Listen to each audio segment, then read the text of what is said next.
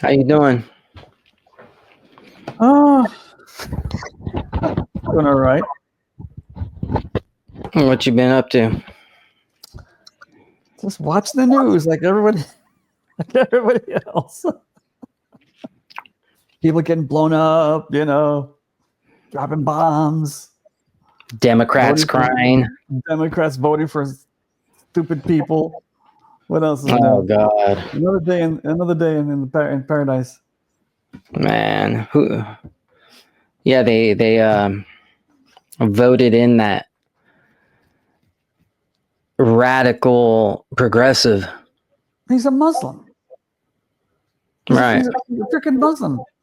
After Yeah, they but after they after they tried to destroy New York City, they're taking over. Look at all these people. Jesus Christ.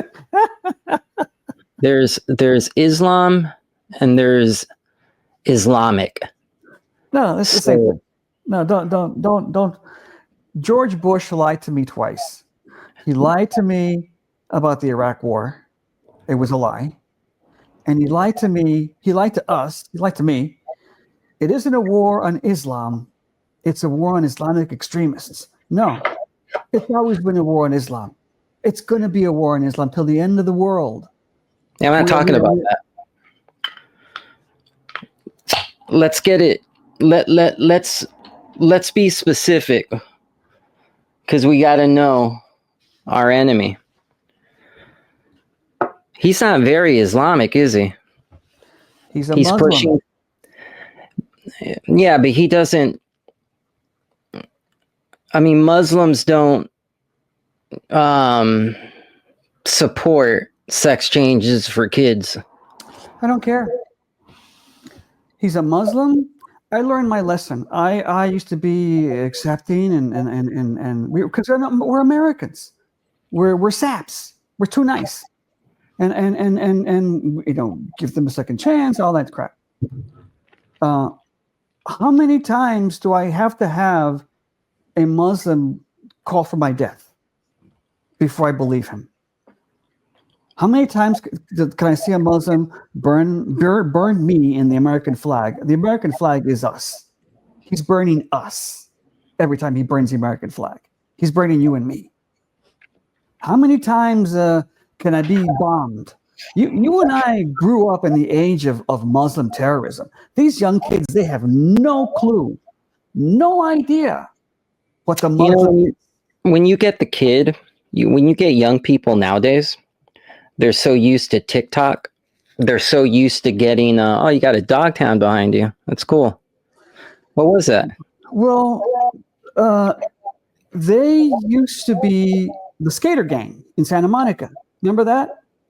And do you remember when they used to plaster their flyers and their stickers all over Santa Monica? Dog town everywhere. Do you Hmm. remember that? Well, isn't that, but wasn't that specifically what you had, suicidal tendencies? Well, they were part of that. Yeah.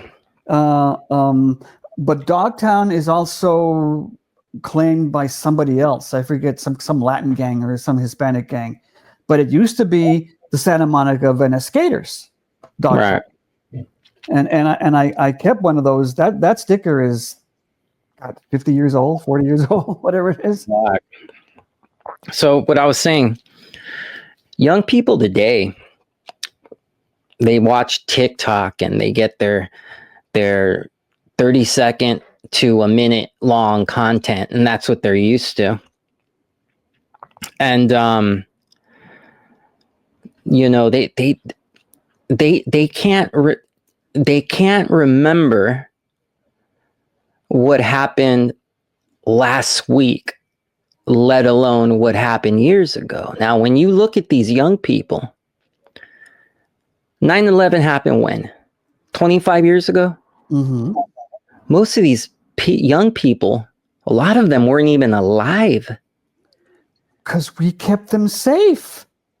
Our blood and our sacrifice kept them safe. Yeah, but what I'm saying is they weren't even around. Like. So we have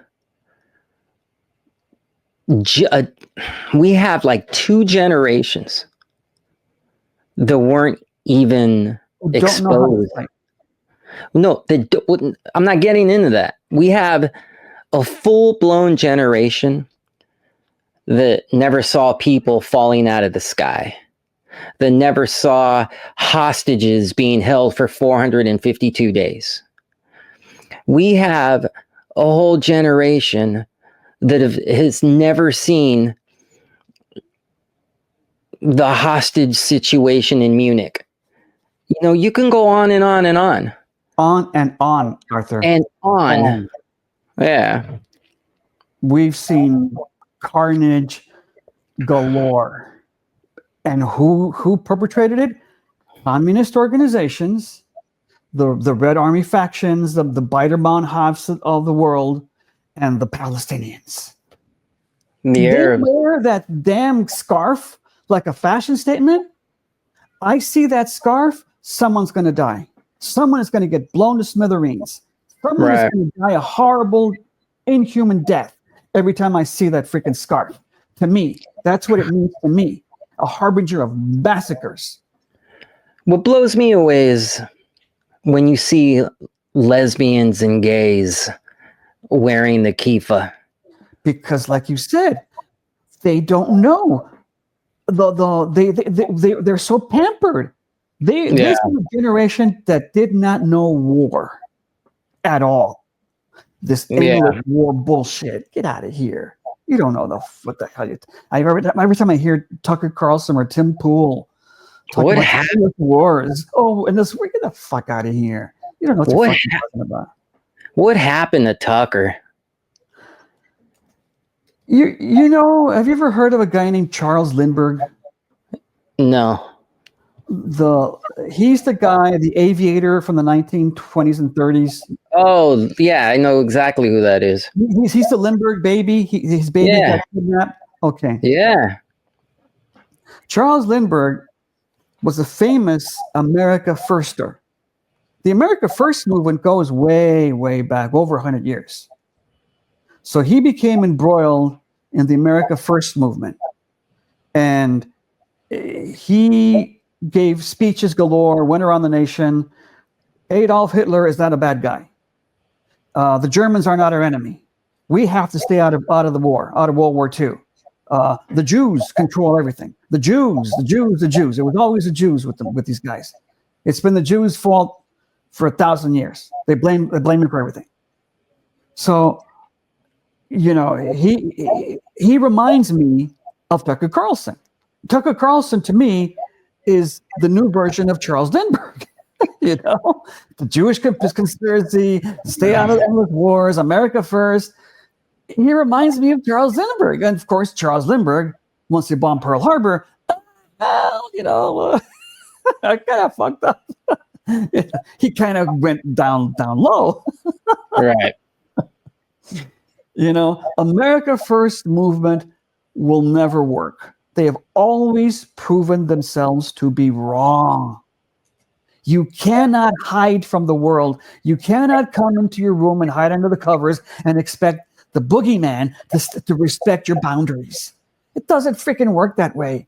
These guys are freaking morons. And you know, I'm watching a lot of these Iraq war veterans that do their own podcasts, like Sean Ryan, I think his name is Sean Ryan, whatever. And some other guys. And they're always, oh no, America should stay out of war, and we shouldn't use the military, and Trump is wrong by bombing this and bombing that, and not everything is Iraq war, man. Not every military exercise is the Iraq war, you know. I don't want to listen, don't get me wrong. I don't want to blindly just go to war, you know. But you know, Iran? The Iraq war was an anomaly. That was a betrayal at a presidential level. Yeah, look, man, Bush got some bad information. Bullshit. He knew what he was doing. You think he knew? Absolutely. Oh. Yeah, of course he knew. I'm trying to give him the benefit of the doubt, because giving him the benefit of the doubt with the war and the Muslims. I'm trying to look at it logically. We had a perfect opportunity. He should have rounded all the Muslims up in the country and shipped them out. Now look what we got. Yeah. No, I'm trying to find truth here. I'm trying to look at it logically. That bummed the hell out of me. I remember, living back then, and I was so angry at Bush for doing that. And as little as I followed politics back then, I somehow knew this doesn't make any sense. Those guys on that plane, they were Saudis. Why are we going to Iraq? And then invaded Saudi Arabia. You're absolutely right. They were all Saudis. Yeah. Osama bin Laden was a freaking Saudi. I know. We should have. He did the right thing by invading Afghanistan.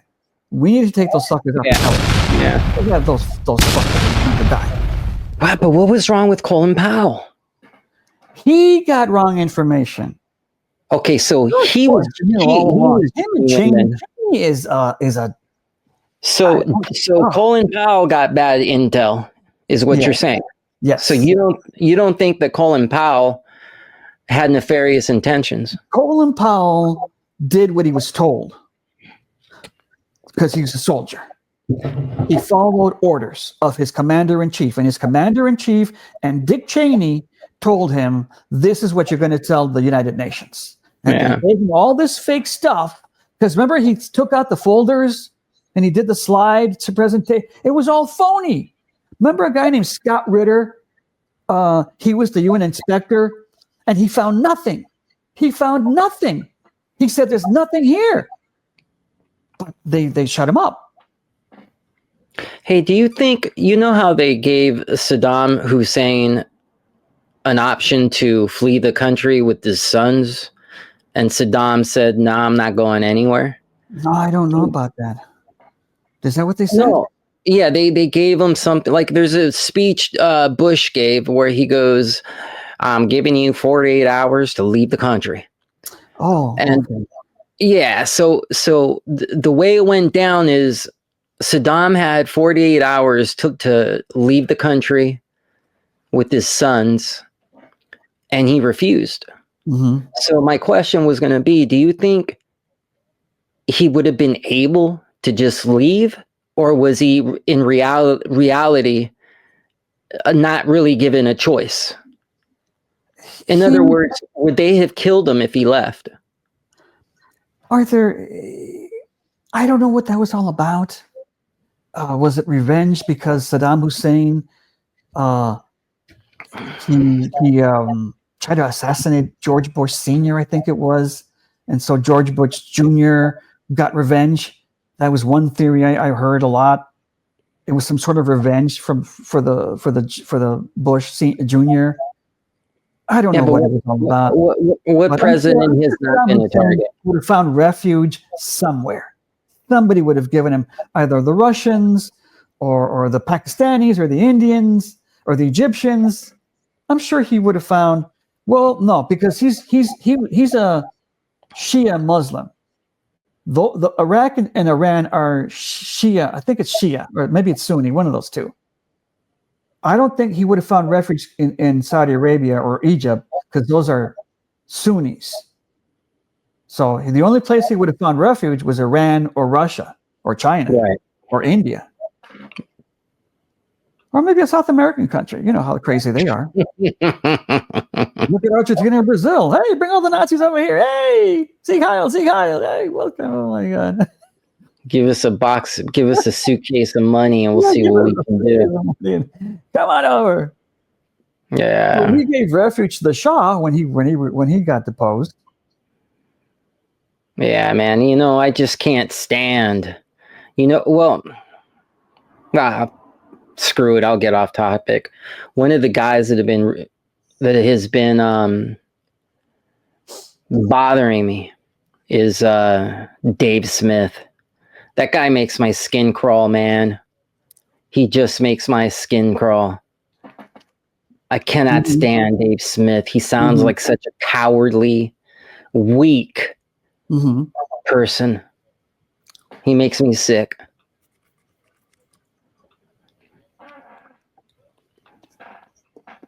He makes me, when I hear him talk, it's so pampered, Well, He's like, like I told you the other day, as hard as he tries, as hard as he tries to justify himself and this and that, and defend the Palestinians and the Muslims and all that crap, there's one thing he can never escape. And I heard him say, well, I'm an American. Why should I be interested in what happens in Israel? he's Jewish. Yeah, exactly. You cannot escape the fact that you're a freaking Jew. Yeah. I told you the other day, who cares if they kill Mexicans in Mexico? Doesn't affect us. We're American. We're Mexican-American, but we're American. But then, they're hunted all over the world.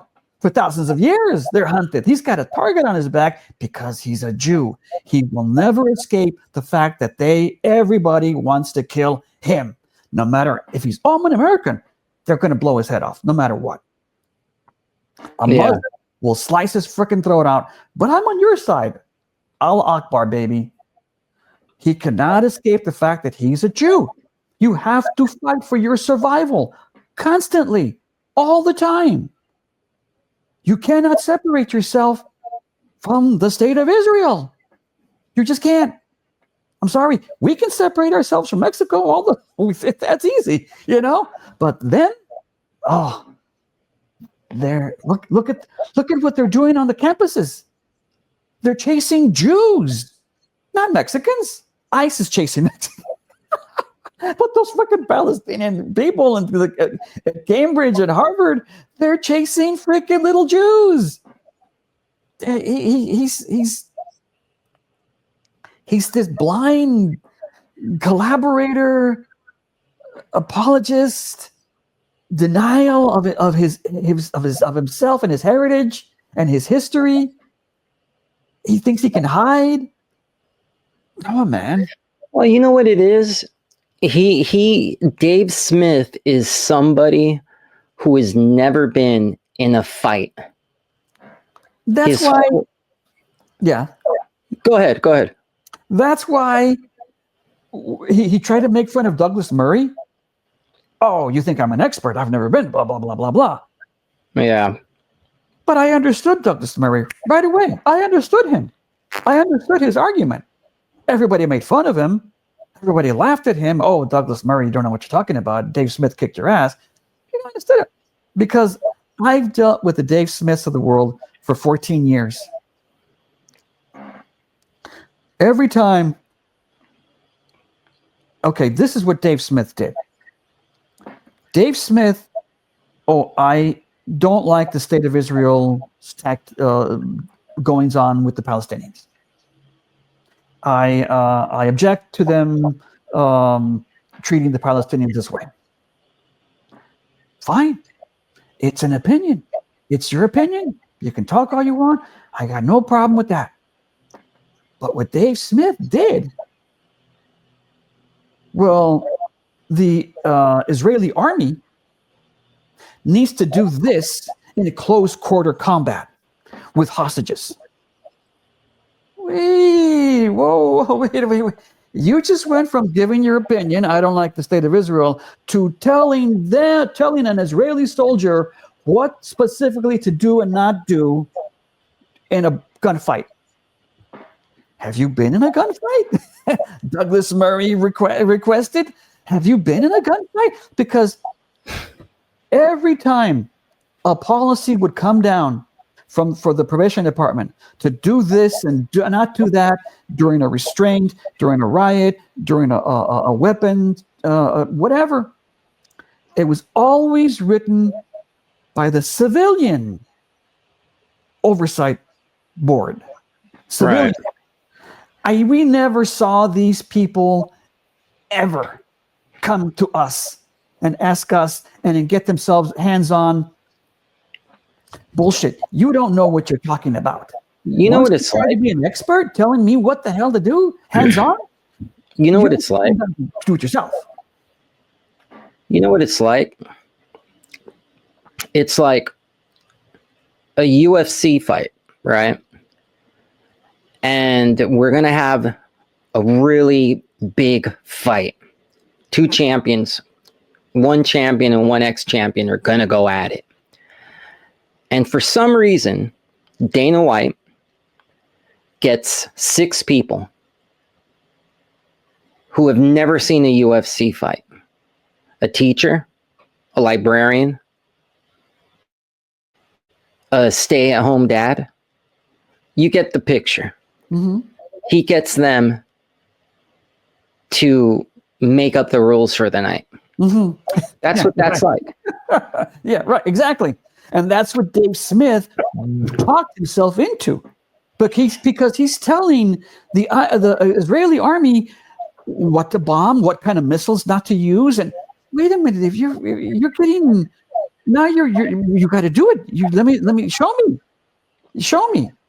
The board of supervisors are a bunch of females, and they would always write policy on what I should do during a fight.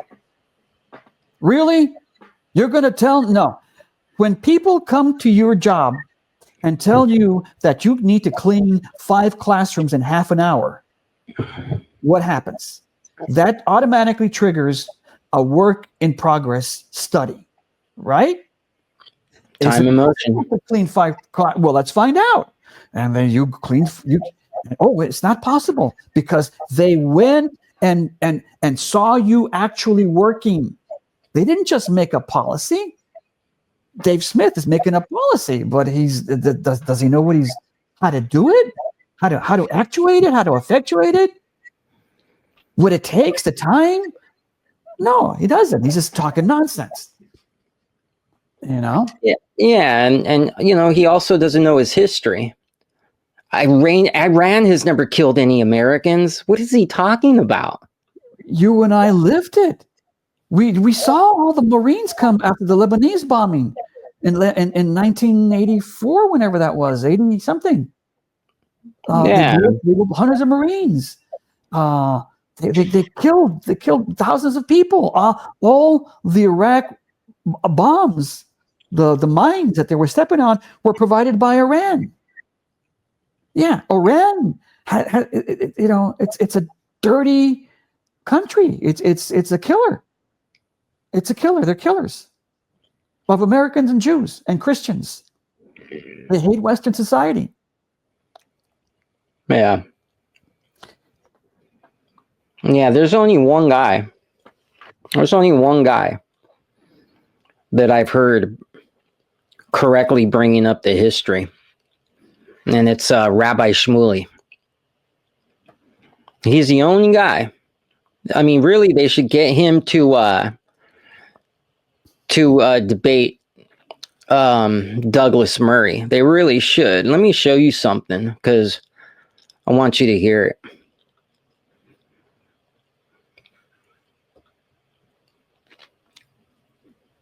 This guy is the only one, my friend. Listen to this. We had the weakest president of modern history, Jimmy Carter, who allowed our embassy to be ransacked by these Iranian thugs and take 55 Americans hostage for 444 days. And Carter was crippled, absolutely crippled and defenseless. He created Islamism because he never fought Islamism. Then the Iranians went and attacked Khobar Towers. They killed 19 servicemen and women from the Air Force. Then they killed 600 American troops in Iraq, according to Pentagon estimates. We're already at over 1,000 American troops. So what I want to say to you, Alex Jones, is you seem to hate America and hate its military. Because if you believe that Iran should be able to kill American troops, they're our greatest heroes. I mean, I hope we could at least agree on that. Greater than politicians, greater than Hollywood actors, most of whom are frauds. Our servicemen and women are our greatest heroes. Iran has killed 1,000 of them, and they never paid a single price. They've been allowed to kill Americans with impunity. Iran just tried to assassinate the president of the United States. Let me repeat that for everyone listening. Thank you. Who is this guy? Hold on. Why aren't we hearing that in debates? How come we're not hearing that? It's like everybody forgot. Arthur, you're talking to 20-year-olds. You're talking to... When was Candace Owens born? 1999? Oh, Candace Owens, man. You know, you're talking to people who don't know the history, and it's more than that. It's the Khobar Towers. It's the Cole. Remember the ship Cole they blew up? Yeah. The embassy in Saudi Arabia, I think it was. They've been killing people left and right. Yeah.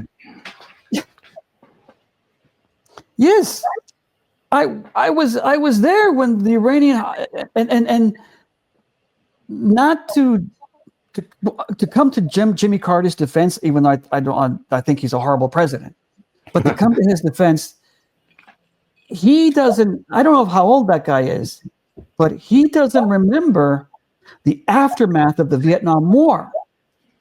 He doesn't remember that. After the Democrats lost the Vietnam War, because it was the Democrats that pulled out, and the South Vietnam fell once the Democrats pulled out. Anyways, that's a different story. The Democrats dismantled the military. So there was no special operation people like there is. We think that the military is today's military, but it's not. Our military was torn apart after World War I, torn apart after World War II, and by the Democrats, by the pacifists, the America Firsters. So the military was in a shambles after the Vietnam War. Right. They didn't want to fund it. They didn't want to hear about it. They didn't want to use it. And what happens? The world happened. You cannot isolate yourself. The world will invade your space, whether you like it or not. The world is coming for you all the time. Evil never sleeps. Satan never sleeps. So Jimmy Carter had no choice but to use the resources and the military equipment that he had at the time. And there was no training for this, for hostage rescue. We hadn't trained it. Urban warfare. We hadn't trained it because nobody wanted to look at the military after the Vietnam War. And so he sent this inexperienced group of soldiers into the desert, and lo and behold, they crashed. It was a failure because nobody had these tactics. They wouldn't let them do the tactics. We were weak. And boost up the military and all that stuff. And they hated him for that. Oh, you're a warmonger. How many times have I heard the warmonger? Oh my God. I've heard that all my life. You're a warmonger. That's another thing with the internet. Nowadays with the internet, I mean, the world is already very tribal. But now with the internet, you get these catchwords, these buzzwords, these catchphrases. And I think that 90% of those people don't even understand what they're saying. They're just looking back and they're going, oh, my side says warmonger, you're a warmonger. They're just robots. And I think like 3 or 4 people died. Marines died. I don't know. I don't remember the exact amount. 1 or 2 that died in the Iranian desert trying to rescue our hostages. You can count that blood on their hands.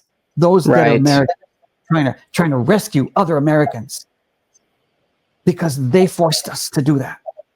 You can count their blood on their hands, on the Iranian hands. Don't tell me Iranians haven't killed Americans. Yeah, well, that's what Dave Smith says. He says it's not. The Iranians don't kill Americans. People don't understand that we're America, right? And we're on one part of the world. And then you go, and people don't know any different. So they're in America, and it's like Disneyland. You have freedom. You actually have freedom here. We have a society with laws, okay? But people get spoiled. They're very naive, and they don't understand that on the other side of the world, you have meanness and you have evil. Some countries you go to, and they'll eat anything. They'll eat dog. They'll eat cats. They eat anything. Okay, And it's hardened. It's ugly. You get the Arab nations, and they just want to kill. They kill each other, and they want to just decimate everything around them. And then you have Israel. And Israel, I see them as like our shield. They do all the fighting for us. They're out there, they're all alone, and they're fighting them. So it blows me away. The people want to leave them alone. You don't want London being run by Muslims. You don't want France being run by Muslims. And you don't want Israel being run by Muslims, because if it's run by Muslims, guess what? They have nuclear weapons. And that terrifies me the most. These people, inevitably, I fear, are going to get nuclear weapons. And they're going to use them. Make no mistake.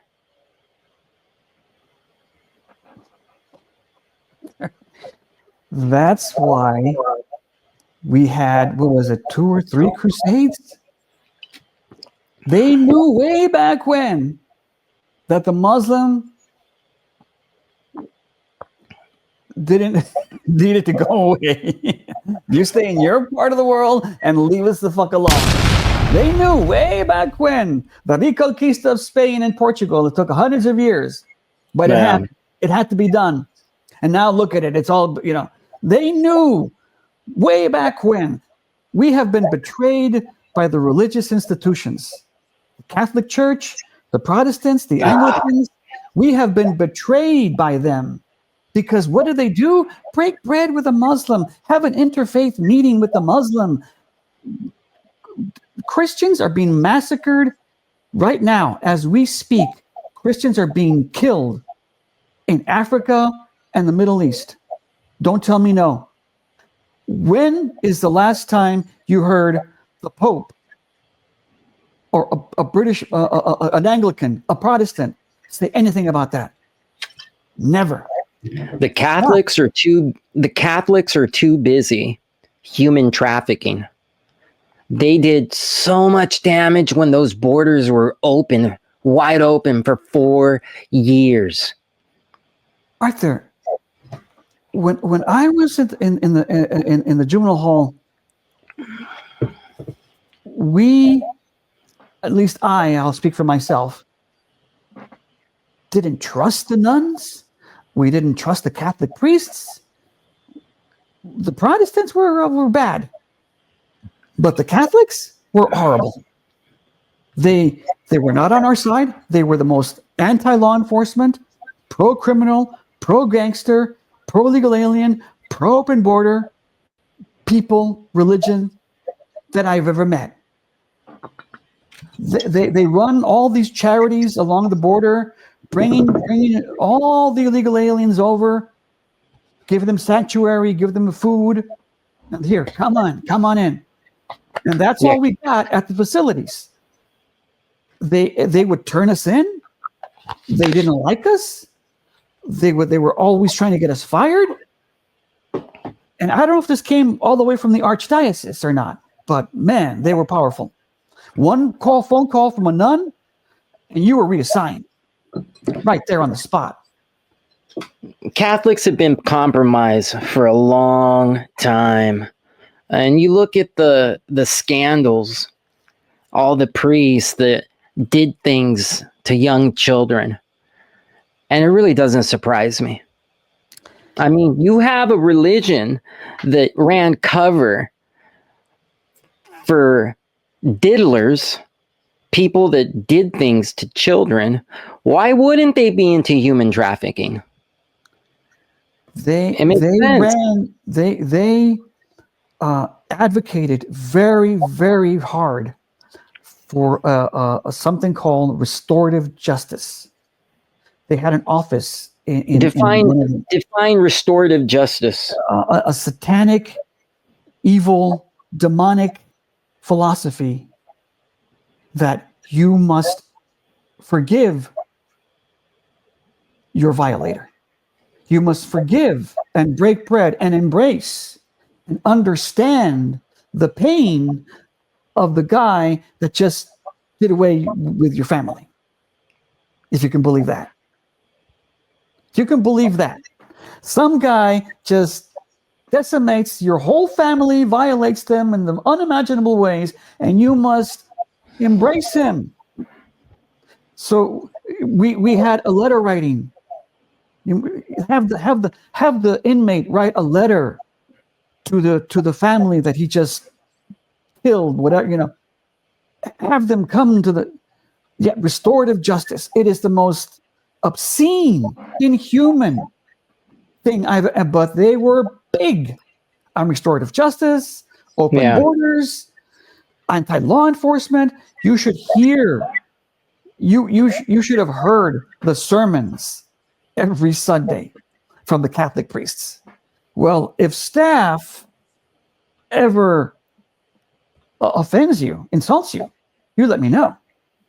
The staff are not to be trusted. And we're standing right there. You mean us that are protecting you? Every Sunday, it was always a shot at the officers. Always a shot. I'm on your side. I'm honest. And you should have seen them buddy with the gangsters. Hey, I'm Father Mike. I'm Father Joe. Yeah, you can trust me. Always, and I've seen it for years, man. I remember, who was that one priest that did a bunch of stuff with like ex-gangsters? Who was his name? Okay, his name was Father Joseph. Father Joe, I think. Are you sure? Get a lot of this. Get a lot of this. He had called the business that he started South Central Catholic Services. Right. What does he call it? Homeboy Industries, a gangster name. Yes, he calls it a gangster name.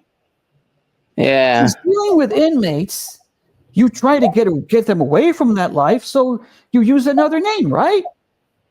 Right. Rehabilitation, second chances, whatever. But homeboy? Okay. And you know what bugged me about those guys? When I was younger, I was trying to get a job. I needed a job. I was poor. I had no money. And I remember going to job interviews and not getting the job. And then I'd ask later, hey, who got that job at the city? Oh, Father Mike hooked up this one guy. Who? Oh, Jose, the gangster Jose that's been in and out of jail. He's like, yeah, man, he's going to give him a second chance. He helps us. He's our people. And I remember thinking, ain't that about a bitch? I've ran a straight line my whole life. This guy Jose was a freaking degenerate, heroin smoking, had like 8 kids, armed robbery, was just a mean person. Like, I'm talking shoot a dog and for no reason kind of mean person. Mm-hmm. And he goes to jail. He meets Father Joe, and Father Joe, takes him under his wing, which means visiting him, and then hooks him up with a job at the city. Mm-hmm. Starting at like $50,000 a year with a pension, mm-hmm. full-blown benefits. Okay. You and I remember growing up with the fire and brimstone fighter, Catholic priest, bishop. We're going to fight Satan, and you get and they would come. I remember, what was his name? The Polish guy. He fought communism with Reagan. That guy, and he got shot. He's the guy that got shot. And he was a freaking fighter. He would tell you off. These are the freaking communists and they're the devil and I'm coming after them. Where is that? Where the hell is that guy? All right.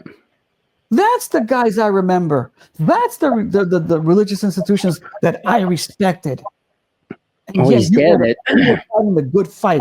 You were righteous causes. The same guys 1,000 years ago that fought the Crusades to get the Muslims out. And now you let the Muslim come and do all kinds of stuff to you? Do all kinds of stuff to your children? And you say nothing? Wow. That's the thing. Those guys are dead, man. They're gone. And the next generations coming up are these kids you see on the street praising, or screaming, "Save Palestine." You know what gets me are the people here, man. In the state that I live in, the people. You know, you got ICE officials getting these people off the street so they can get them out of the country, and they run up and they just start viciously screaming at the agents. You know, it's like, whose side are you on? And they're clearly on the side of the illegal aliens. It drives me nuts. They're screaming, "What's your badge number? Identify yourself." And I'm going, hey, shut up. I want these people out. There's a huge difference. A galaxial, whatever, if that's a word, different universe difference between our generation of Latinos and the generation. You have a conversation with a guy our age, and he'll be like us. Maybe not, man. You have a conversation with a guy that's born of illegal alien parents. He's 20 years old, and his parents are illegal aliens, and there's a lot of them. They're the majority now. You're having two different conversations. Our generation was assimilate, don't attack the cops. These new guys that have illegal alien parents and family now, you're talking, you're not American. You don't understand the first thing of being American. You didn't assimilate properly. You don't understand the rules of being an American. And they were never taught the rules of being an American. You may have American citizenship by birth, but not by roots and by teaching. You were talking, and I had conversations with all the young Latinos at my work. They hated America. They hated immigration. They wanted open borders. They had gangsters in the family. They had illegal alien parents. And I would have conversations with Latinos all the time. What has the United States done for the world? What has the United States done? It's an oppressor, blah blah, colonizer. Yeah. We were here first. Yeah, right. I was having a conversation with a guy from San Francisco, a white guy from San Francisco. No difference. Yeah, and that's exactly what you have out there. Legions of anchor babies. The anchor baby thing has to stop. Millions of them with born to illegal aliens. Yeah. Millions of them. They have a different view of the world. People don't understand that. They wonder, why are they because they're not American citizens in the way that you traditionally think of American citizens. They don't want to be. They haven't been taught it from the family. They haven't been taught familial American. I remember, did you ever run into those people, the Chicanos? I'm a Chicano Latino, whatever. Yeah, all the time. Remember that bill? It was like 187. It came out in like 94. Yeah. Yeah, everybody around me was like, they thought I was a white I supremacist. voted for it. I I voted did for it. too. And it was overturned by the damn Supreme Court. But Yeah, but who came out against it? All the legal alien Latinos, Chicanos. yeah. What the hell? So you're Chicano, whatever that means. I hate that fucking word.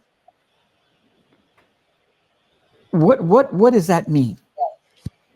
Okay, so they had to define it somehow. So it meant that they latched on to so they rejected the white Western culture. Anything white, they rejected it. That they didn't go into assimilation. They rejected assimilation. I'm not going to assimilate your culture. This is my culture. Well, what is your culture? You know how they defined it? Prison life and gangster life. The clothes, the language, the artwork was, the white T-shirt and khaki pants. That's what they wore at the funeral halls. You want me to embrace prison life and gangster culture as a Chicano? That's what it means for you to be a Chicano? A gangster prisoner? You're out of your mind. You're out of your mind. Get a load of this. This is what you and I, these are the kind of people you and I were exposed to in 1996. Are you all right? Are you okay? Oh, I'm feeling better than ever. Are you all right? Yes, I'm all right. Are you racist? Am I what? What are you think of these people now? Why? Why you stay You here? said, are you racist? Am I racist? Yeah. No, I'm not a racist. Why do you ask that? Well, Why is it that people who stand up for America and who want to protect our own borders, why are we always trying to be backed up with a racist thing? I'm standing here with a black man. If I was a racist, this is my brother right here. If I'm standing with him, how can I be a racist? Are you a racist? No. So why would you ask him if he's a racist? Well, let me see. Why would you ask that question? Why I'd you like to know stay why here? You asking him because he's white and you want to get away with this racist remark. Are you a racist? No. So why is it that he a racist because he's standing up Do you for the like country? the Latin people? Do you like Do them? you like them? No. Do you like them? Yeah, Do you I like Latin America? people. Do you like America? Yeah. Then what's the problem? You should be out here picking and with Hey, us. rewind that. That's Jesse Peterson. You're asking that question so you can use it on your program. Yeah, man, it's almost done. Watch the whole thing. But listen how this lady, do you like the Latin people? Yeah. Well, she's at Univision. She's from Mexico. That's where Yeah. Univision is from. Yeah. Yeah, peddling that propaganda. I didn't know Jesse Peterson was in that fight. Why don't you ask me am I racist? Because I'm black, right? I love America too, and I think these illegal aliens need to be shipped back to their country. So why is that racist? You're a racist for asking him that question. Thank you, Jesse. And you're only doing it because he's white, and that's what you're going to show on your report tonight. You shouldn't play that kind of game. That's a dumb question. Shame on you. You should be ashamed of yourself. Yes. You're in America taking advantage of all the benefits that America has to offer, and your only comment, are you a racist? That doesn't make any sense. What the? Yeah. I love that, man. But you know what Mexicans do to El Salvadorans across the border? They ship them out. You know what they do to Guatemalans? They ship them out. They don't like them. Mexicans don't like El Salvadorans and Guatemalans. You crazy? Yeah. But look, you go to most countries, and if you're not a citizen, you got to go. They're not going to let you build a life. They're not going to let you stay here for 25 years and then have half a dozen kids. It's not going to happen. A couple of times I run into these Chicanos, idiots. And I go, well, what are you? I go, well, I'm an American. You don't look like George Washington. And I'm like, oh, right away, the hatred of America, right away, the jealousy of American culture, right away, you show your true colors Well, why don't you go? You look like Benito Juarez. Why don't you go to Mexico? But we're having a conversation on American soil. Right. You're right. Yeah. Though George Washington was the father of my country. Go to your father. If he's in prison or in Mexico, go to him. But right away, the rejection of whiteness, the dig at the United States, the insult. Oh, you think you're all that? Oh, you're a white guy. Yeah, I'm a white. I'm an American. You know, what are you? A prisoner? You're a gangster? A criminal? An uneducated person? That's what you are? Are you a Mexican? You know? Oh, you know, you live on stolen land. Well, you stole it. Yeah. How did you treat the Chumash as the Mexican government? What did the Mexican government do to the Chumash? You killed him. You made him a slave. That's what you're proud of? Yeah. Washington was a beast. No. Well, you're not all that. The truth is, they hate their country. They hate it. They despise it. They detest it. Because if they loved their country, they would be living there. They would be living there. And what burns me the most is, and I don't want to hear they pay taxes. They don't pay taxes. If there's no way to calculate it, if there's no way to know for sure how much taxes they pay, then guess what? They don't pay taxes. They work here. They get their money. They send it back home. They buy a big house back in Mexico. And then they move back. So they basically just use and suck resources here. And then they leave.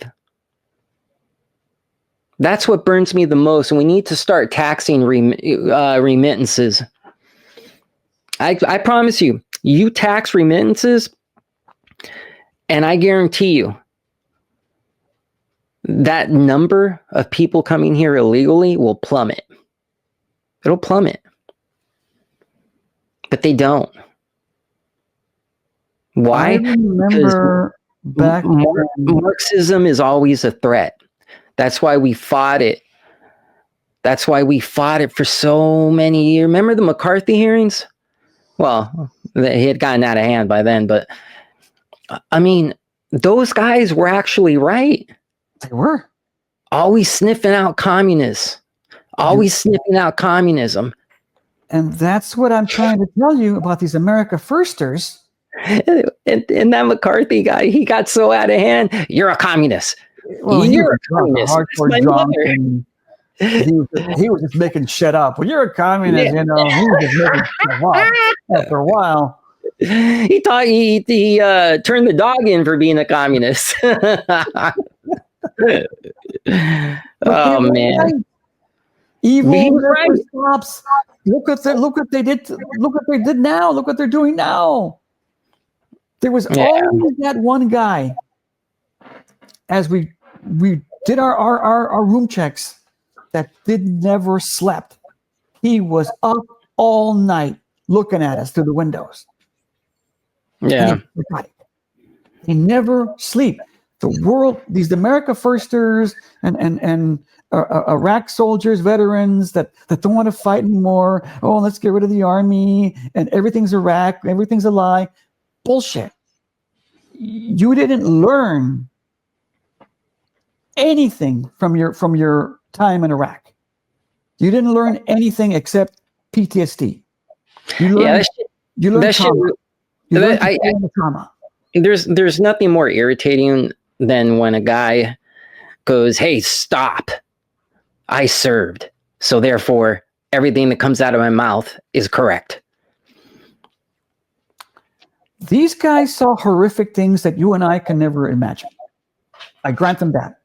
They came back all fucked up, traumatized. I grant them. I feel sorry for them. Right. They were braver men than you and me. We're going there. But what did you learn?